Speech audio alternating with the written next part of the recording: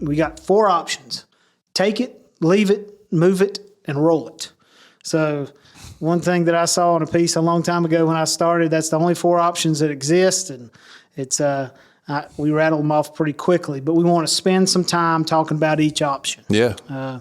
You know, the take it version is if there is an unforeseen circumstance and an emergency, we have to disclose this to every person. We feel it's necessary. I mean, we wouldn't be doing our jobs if we didn't, to discuss each 4 options. But the take it option is an extreme option.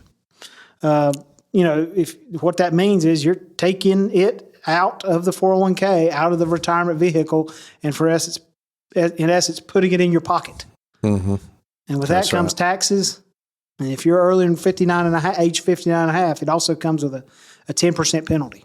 Right. Well, even if you're past that age, you know, you've got to factor in the tax situation. Even if there's not so under 59 and a half, what you're alluding to is the 10% additional tax penalty that you're charged if you take money out of your 401k. So if you leave a company and take, you know, decide, well, you know, I've got something I'd like to do with that money, even if it's what may be considered a small amount of money, you know, a 10% penalty plus whatever income tax bracket that you are in. Let's say you're in the 24% tax bracket where, you know, what you're up to, and then you take an additional $30,000 and take with state and federal tax, an additional 20% hit almost. So, you know, you're looking at 40 or 45% tax that could be subtracted out of your balance if you were to withdraw all that.